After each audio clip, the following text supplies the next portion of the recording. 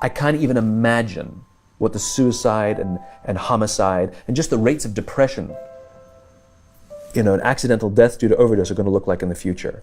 It's going to reach epidemic proportions. It's already, the statistics are already alarming, and yet nobody's sounding any alarm bells.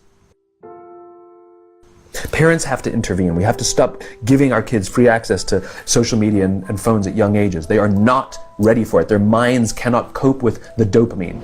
They can only have it up to a certain hour, and you take it away. They're children. You can take the phone away. We've got to intervene as parents. But as companies, we now have to deal with the influx of kids that are coming into our companies with addiction.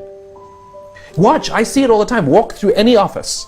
You'll see the older employees have their phones on the sides of their computers as they're working. You'll see the youngest employees have their phones face up in front of their keyboards between their arms as they're working. And this is how they work.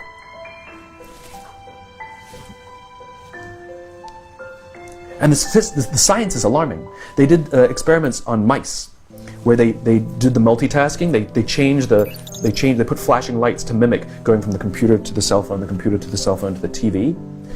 The mice that were exposed to the changing lights, it took them 3 times longer to solve a maze than the mice that weren't, and the damage was permanent. There is a subconscious reaction to these devices when we use them, okay? What if I were to hold my phone while I'm talking to you? I'm not checking it, it's not buzzing, it's not beeping, I'm nothing, I'm just holding it. Do you feel at this moment that you are the most important thing to me right now? No, you do not. Because there is a subconscious reaction we have to the device. When it is out, it makes the people around us feel that they are less important. So when we're walking down the halls in our offices and somebody says, hey boss, can I ask you a question? You go, sure, what's on your mind? We've just told them they're not that important.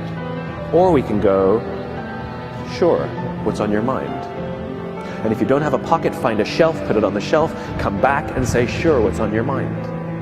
When we show up to a meeting, or a lunch, or a dinner, with our colleagues, our clients, or our friends, or our families, and we put the phone on the table, we have announced to everyone in the room that they are not that important to us.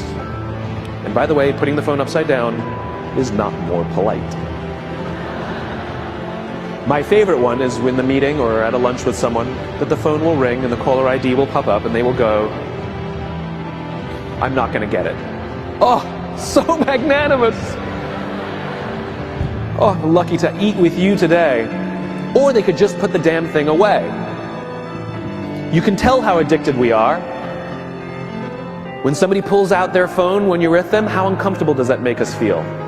You're walking down the street with someone, they pull their phone out. We feel stupid, so what do? We pull our phones out.